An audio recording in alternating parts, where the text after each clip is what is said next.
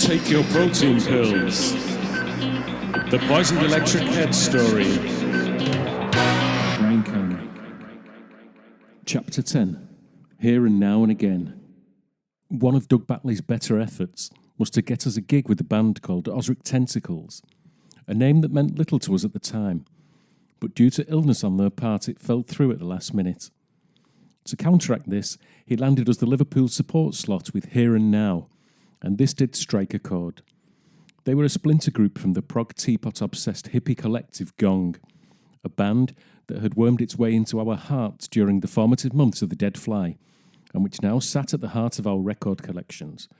So any kind of foot in the door with them, or their extended family, was, as far as we were concerned, a step in the right direction. It was certainly a shrewd move on Doug's part.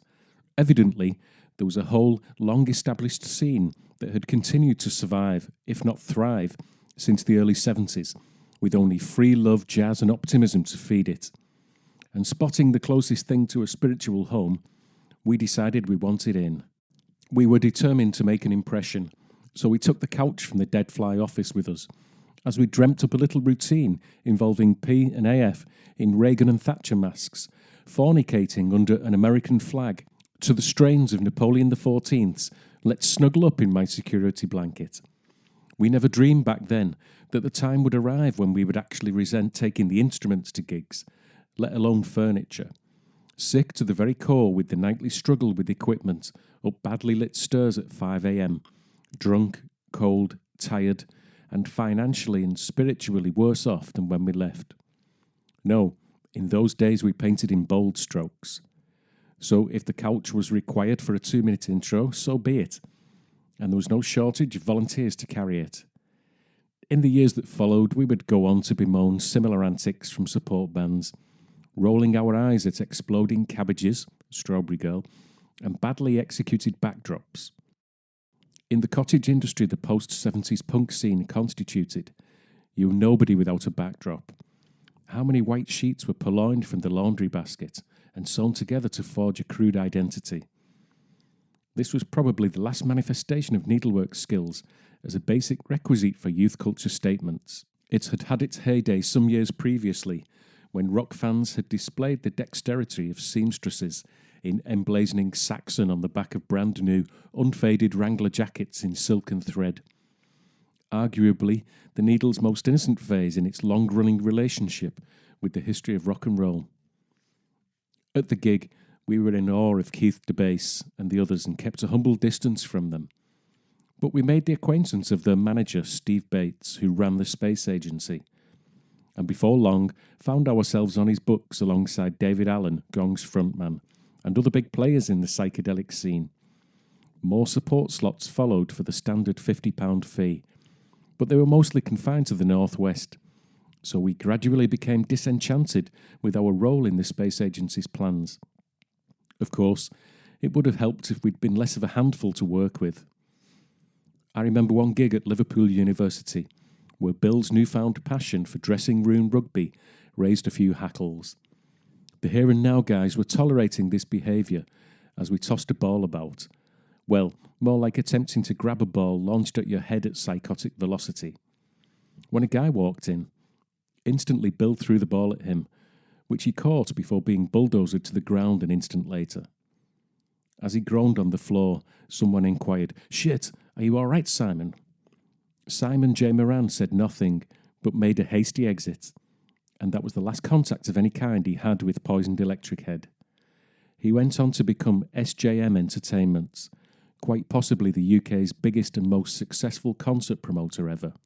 Suffice to say, the minuscule number of his events we sneaked onto in the future, he was unaware of. The irony was he'd come into the dressing room because he'd loved the show. On another occasion supporting Here and Now, we quickly decamped to the dressing room after our spot, where we installed Telebot, killing all the other lights and creating a gloomy ultraviolet environment, which, unless you were part of the surreal pissed-up club we'd built around ourselves, was uninviting and best avoided. And after sticking his head round the door, in fact prompted Keith to utter, "Fucking psychedelic bands," in genuine disgust before retiring elsewhere. We took this at the time to be praise indeed if we were out freaking the old guard, but we were simply overstepping the mark and too thick to realise it. We'd landed in someone else's dressing room like a stink bomb, rendering it instantly uninhabitable for post-gig relaxation. Thinking back, it was a short list of people willing to work with us twice. But at the time, the fact passed us by, and most gigs ended in adrenaline-fueled rowdiness as the thin veneer of composure we'd managed to maintain through arrival and soundcheck collapsed around our ears. We managed to continue a distant relationship with the Gong family and with Steve Bates, but it gradually faded out over time, with even the poorly paid North of England support slots becoming less and less frequent, though ironically this tenuous connection would bear fruit in the most unlikely way some years later. This trend would continue to follow us, namely that we didn't quite fit in anywhere.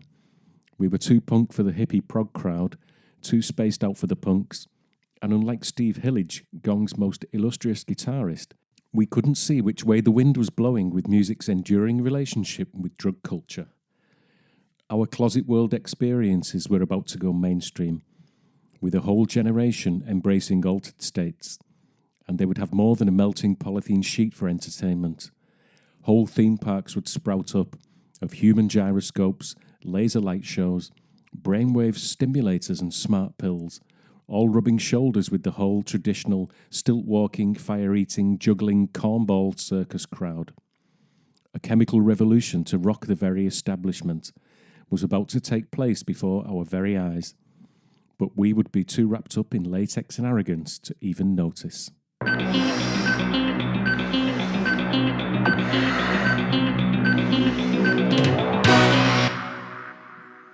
Chapter 11, Radio Mongolia. One early gig in Liverpool, with a few bands at the Flying Picket, resulted in us meeting the Radio Mongolia posse, a loose collective of bands, buskers and blaggers who lived in Toxteth. They were really friendly and enthusiastic, and wanted us to get involved, though in what was never really spelled out except in the loosest terms. It was more the intangible concept of a scene, a vibe, to get something going, to get together and shake things up. All this greatly appealed to AF, whose whole life was an intangible concept. The more intangible, the better. But some of us weren't sure about being absorbed into a greater amorphous group, just when we were developing our own autonomous unit with recording facilities, in-house artwork, and soon-to-be-developed T-shirts, all under our tight control. Still, we needed to broaden our horizons and get about a bit more, so we tentatively gave our commitment to be involved in any up-and-coming events. The driving force behind Radio Mongolia was Bone, a charismatic army-fatigue-clad idealist with long tousled hair. Ubiquitous dreadlocks were still some way off for all of us, with the exception of Billy, who'd sported a fine set for a few years. It was like the early days of punk. The kids on the grimy concert footage of 1976 are a tank-top bedecked bunch, more reminiscent of the cast of Kes than the pristine pink peacocks on London's souvenir postcards. And so it was with the movements that would be dubbed crusty. But more of that later. Bone's right-hand woman was Jackie. Then there was Big John and Wishbone, Jackie's dog. Apologies for not remembering the others involved in this slew of events around that time. Due to AF's enthusiasm, or more likely our scepticism, he was usually the point of contact for anything going on, which was then passed on to the rest of us, and off we went. Though as time went on, it grew increasingly harder for him to sell us on each successive proposal. During this period, AF really honed his powers of persuasion to a fine art, playing Find the Lady with the facts and figures with the speed and dexterity of a Depression-era card shark, until left was right and arse was elbow. One of his first triumphs was the event that became known as Par Henge, an outdoor gathering in a field under a hastily erected tarpaulin and the cover of darkness. Par, the Bronx of St. Helens, was on the outskirts of town, and its boundaries bled into farmland and open countryside. It wasn't the brightest idea, being, if not technically illegal, then certainly the sort of thing the local police would want to nip in the bud, and the widespread distribution of a flyer depicting a hippie coshing a uniformed pig over the head with a truncheon trotter, probably didn't help matters. Sensing our initial reluctance to the plan, AF deflected every logical concern with ludicrous counter-arguments. The rapid-fire response of them debilitating us with their earnest surrealism until we barely had the strength to fight back. When the issue of very likely rain was raised, he simply responded that the grass in the field was of the type that didn't get wet. Well, if he wanted it to go ahead to the point that he was prepared to rewrite the laws of physics, then who were we to stand in his way? That's how it worked. It wasn't the strength of his arguments that won you over in the end, but his Terminator relentlessness that beat you into submission.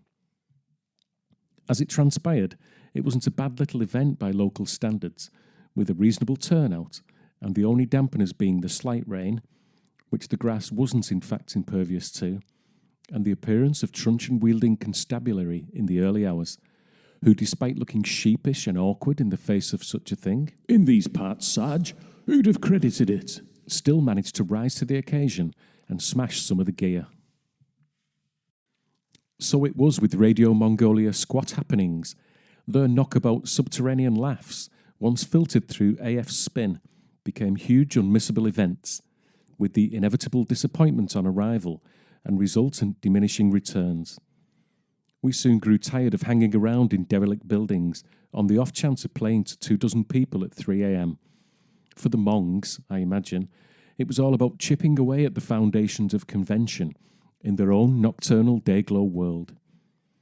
I remember one time wandering backstage to see what, if anything, was happening concerning our supposed appearance that night, where I was greeted by the sight of Jackie in full face paint, riding a toddler's tricycle round in little circles and merrily blowing a kazoo.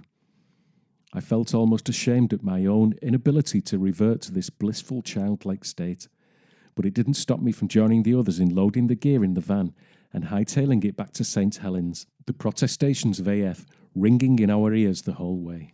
Some events we did actually perform at, such as the Formby Beach Gathering, where it took an Olympian strength of will to summon the enthusiasm required to set up and play at 6 a.m, with the cold winds blowing in from the shoreline.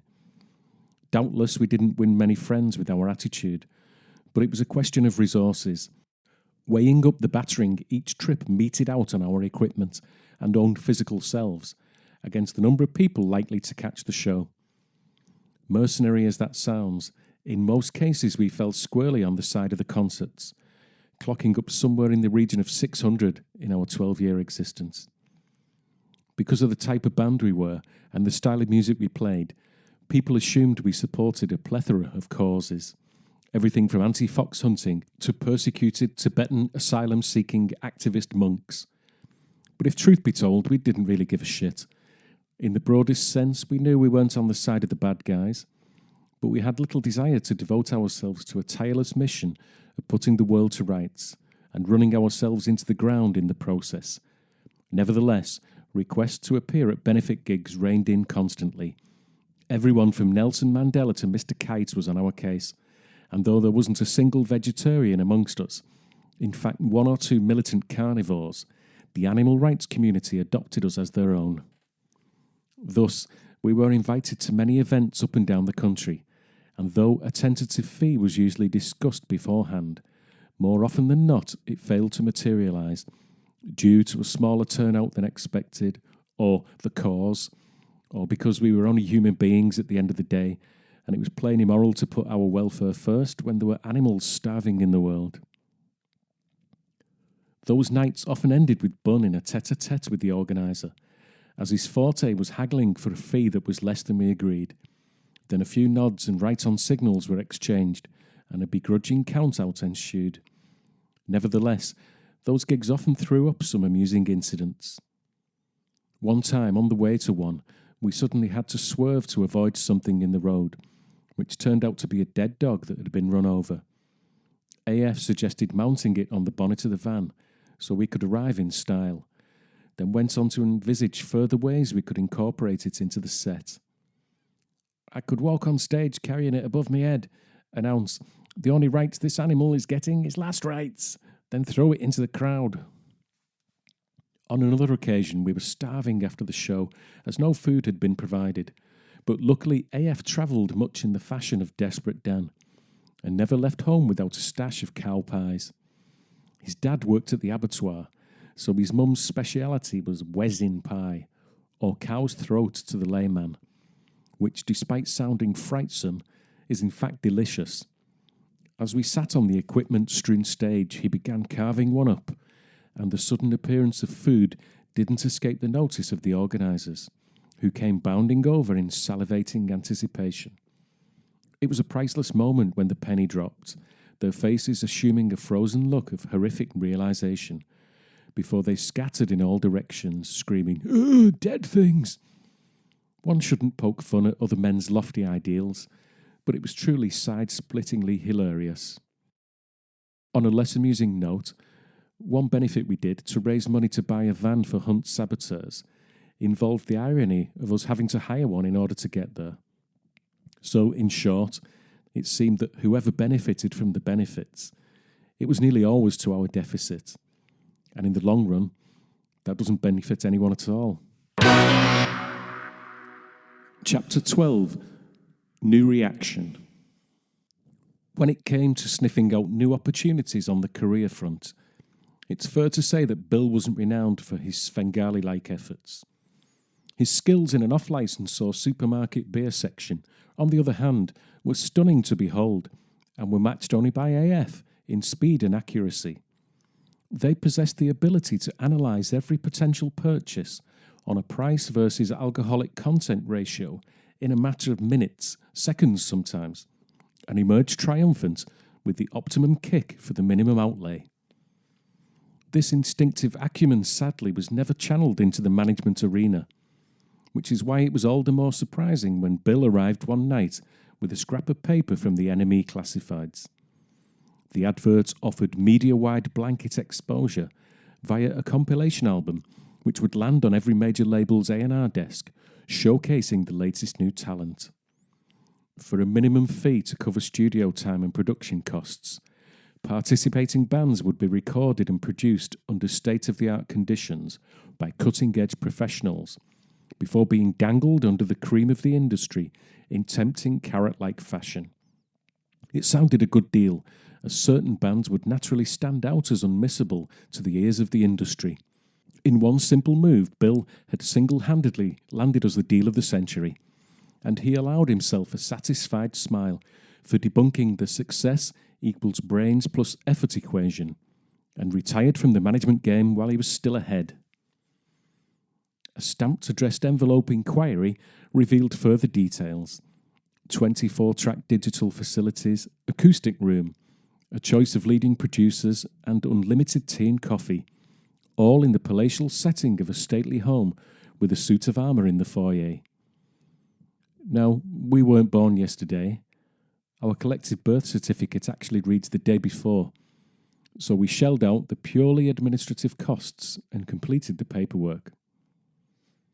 New Reaction were at pains to stress that there would be only one pressing of the album, so any extra copies we wanted on top of the massive amount heading for Soho Square had to be ordered there and then. Assuming this wasn't to be our one and only appearance on vinyl, we conservatively settled on one each, and begrudgingly upped it to the minimum order of 10 when cornered on the issue. New Reaction's efforts to increase our order fell on deaf ears, but we were soon allocated our shit-hot producer and booked in to record. The great day arrived and we headed off, stopping only briefly on the way to pose in the pub car park after a beer in devil mask regalia for posterity.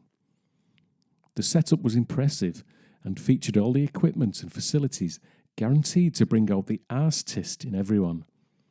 But short of some swaggering and rockstar poses, everyone behaved. The guitarists indulged in the usual histrionics in pursuit of the perfect sound. That instantly recognisable as me sound, painstakingly honed and organically evolved through a network of antiquated pedals, dodgy leads and infinite knob tweaking, which is the hallmark of any serious musician. If the evolution of the species had revolved around getting me guitar sound, we would still be hanging around in the primordial swamp, envying those flash bastard amoebas for their get up and go. The singers eschewed the traditional textbook warm-up techniques in favour of cough medicine, strepsils and spliffs, and the remaining members plugged in, tuned up and popped out for special brew and whatsits. The song of choice was Telebot, a little ditty about an android cyborg who travels back in time to just before Armageddon, with the intention of warning somebody via a random call on the nearest payphone. Bugger me if he doesn't only ring his own pre-aluminium coated past self, who then escapes in the nick of time, though sustaining sizable injuries which are cybernetically treated by Christ knows who, and the whole thing starts over again. I Got You, Babe it wasn't, but it was catchy enough. To the point of irritation, maybe, like a lot of the stuff.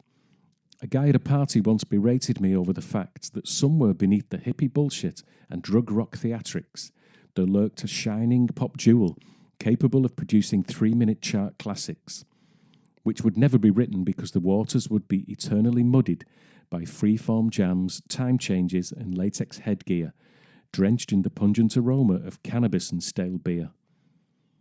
Hindsight would argue that he had a point, despite Telebot's engaging "I need some information" hook line, a prophetic and appropriate clarion call for the perpetually misinformed. Still, we were quite pleased with the end result of the recording, and though we had no idea of the style or calibre of the other groups participating, we felt confident that someone somewhere in major label land would bite. We returned home and waited for the phone to ring. A few weeks later, we received our 10 albums, but it was becoming apparent that the music industry wasn't falling over itself to sign us. After a while, we came to the realisation that there would be no interest from anyone. Like a jilted, love-struck teenager, we had to face facts that they weren't going to call, commit ritual suicide, make a sad song compilation tape and get on with our lives. Some months later, Bill, it would have to be, wouldn't it, was watching a watchdog-type consumer alert programme when, wouldn't you know it, up popped New Reaction. Anne Robinson, or her equivalent, went on to warn the nation's would-be pop sensations to steer clear of these wily con merchants. She outlined in detail how they would take the cash, promising to press thousands of promo copies, but in reality would only press enough to cover the orders from groups involved. Probably about 100. Not a single album would reach the ears of anyone other than the aforementioned bedroom blurs and their proud parents and girlfriends. Nice one, Bill. Still, on the bright side, at least we hadn't drawn a blank with the music industry. They were still blissfully ignorant of our existence. And if that was a good thing then, it's just as well, because that's pretty much how it would stay. And as for New Reaction, well, I've still got all the paperwork somewhere. Put your suit of armour on, you bastards. We know where you live.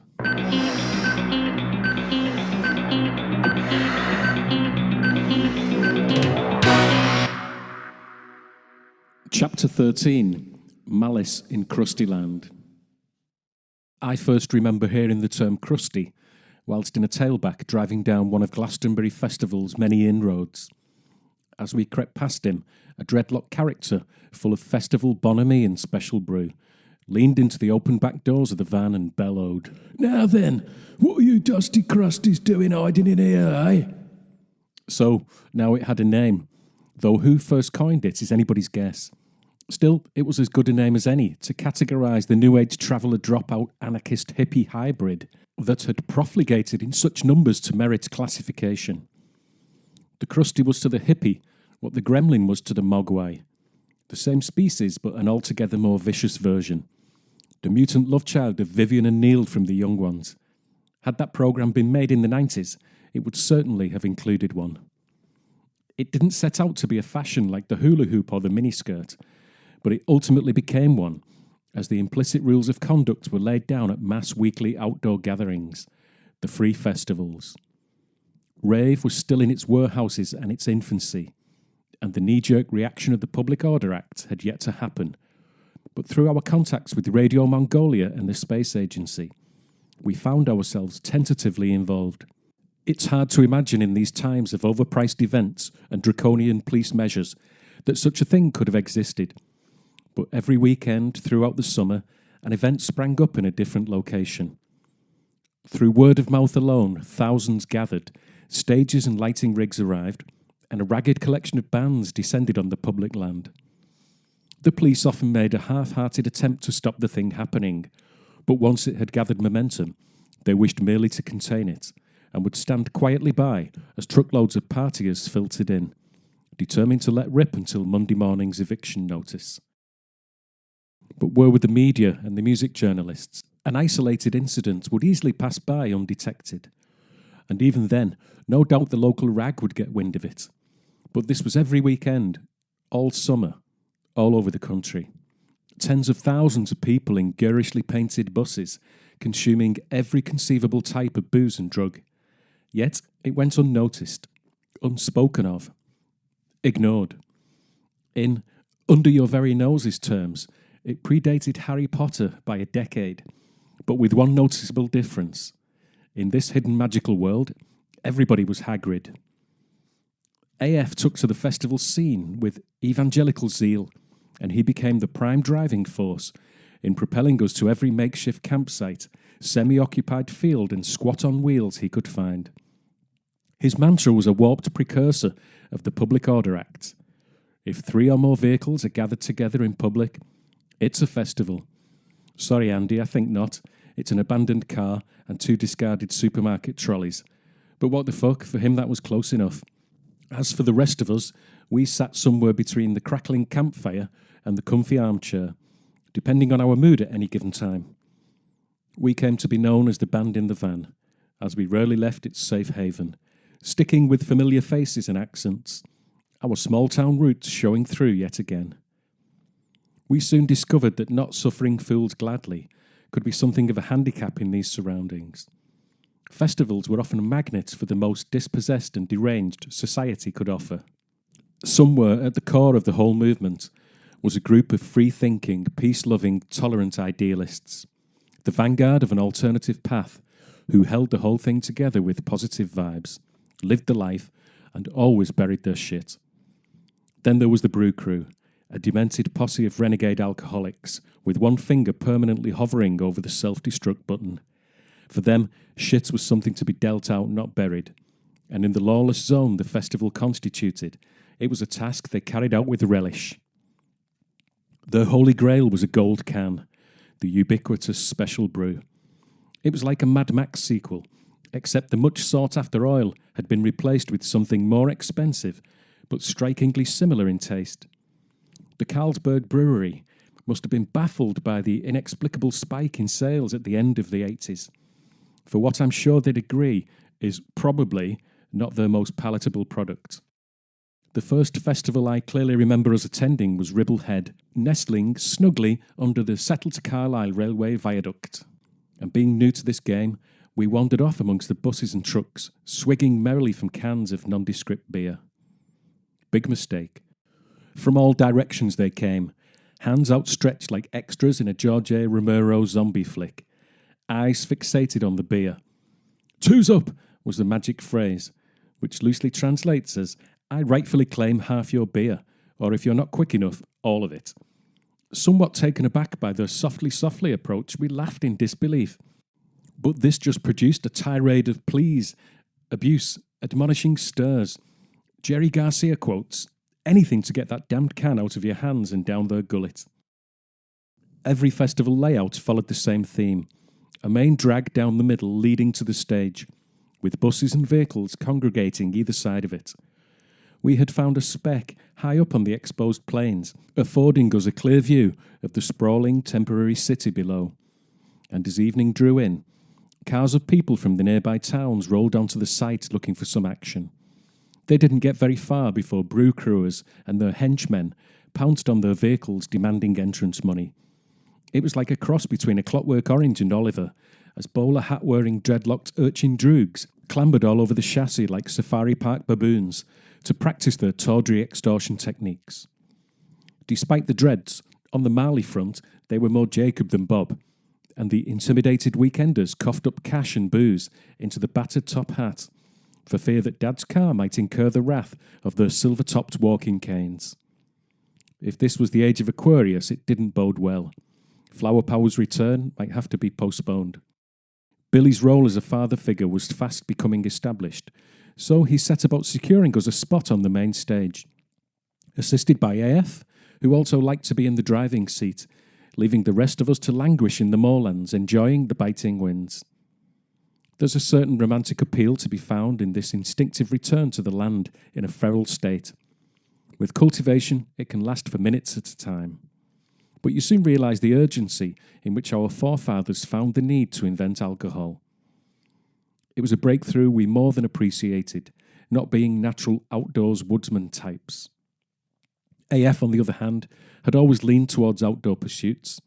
Camping, night fishing, poaching, basically anything that involved a wax cotton jacket and a six-pack, so he was in his element. His ingenuity at one time even extended to constructing a tent out of long industrial plastic rods, which, because of their resilience and pliability, made excellent bender poles. A bender is a dome-like structure created from long bendy sapling branches formed into intersecting semicircular hoops, over which a canvas is slung. It scored high on the crusty front for its use of natural resources and simultaneous 2 fingers up to the evil commercialism of the Army and Navy store. AF's structure had the eco-friendly edge, as no trees were harmed in its creation, but typically no one saw it like that. He'd committed a cardinal sin. They were plastic, shock horror, the one substance that epitomised all that was wrong with the world to anyone of a tree-hugging persuasion. Passers-by heaped contempt on him as he struggled to assemble it, one guy even going as far as to slam on in order to shout, "Fucking plastic bender, pals!" as if the mere verbalisation of the crime would send AF scuttling off in abject shame. Evidently, learning the rules of conduct in this free society couldn't be done overnight. The shame was that AF genuinely embraced this cultural shift and had been doing his own version of it for years anyway. Down at the stage, they were having none of our bullshit. They were fully booked and we were an unknown quantity. Plus, rumours abounded that Hawkwind would show up. Still, this effectively gave us the green light to spend Saturday night out of our trees. And the festival wasn't short of chemical assistance to put a mythical sheen on the desolate landscape. As night fell, a transformation occurred anyway, as it always does. A benign yet malevolent force took up residence, mischief lurking in the shadows, and silhouettes conspiring to mutate the pastoral into the primeval. Perhaps there was more to these events than we'd given AF credit for, and just maybe that was the very reason the authorities so frowned upon them. Dark thoughts could fester and breed in such surroundings, shattering the docile equilibrium that has been cultivated by keeping the populace individually boxed away at night. Off I wandered into the makeshift city of flickering flames with AF beside me, like a Yaqui Indian spirit guide. The atmosphere was reminiscent of a Legion encampment the night before a momentous battle. A cacophony of strange sights and sounds, illuminated by campfire light. The soundtrack changing with every step, as conspiratorial murmurs behind canvas gave way to ghetto blasters, then a sudden crackle of embers, and the distant throbbing echo of a makeshift stage creeping ever closer. Sudden, unexpected wafts of heat emanated from every side, occasional relief from the crisp chill of the night air. Dogs snaked and foraged amongst the vehicles and guy ropes, and the smell of wood smoke permeated all, creeping into your hair and clothes and your very pores until we were all one ragged, smouldering pagan offering to the great oblivious creamy moon above.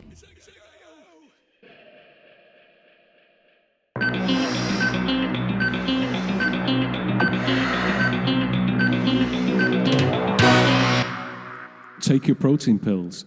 To be continued. Poisoned electric head. Poisoned electric head. Poisoned electric. Poisoned electric head. Poisoned electric head. Poisoned electric. Poisoned electric head. Poisoned electric head. Poisoned electric. Poisoned electric head. Poisoned electric head. Poisoned electric. Poisoned electric head. Poisoned electric head. Poisoned electric. poisoned electric head, poisoned electric head, poisoned electric, poisoned electric head, poisoned electric head, poisoned electric, poisoned electric head, poisoned electric head, poisoned electric, poisoned electric head, poisoned electric head, poisoned electric, poisoned electric head, poisoned electric head, poisoned electric, poisoned electric head, poisoned electric head, poisoned electric, poisoned electric head, poisoned electric head, poisoned electric, poisoned electric head, poisoned electric head, poisoned electric, poisoned electric head, poisoned electric head, poisoned electric, poisoned electric head, poisoned electric head, poisoned electric.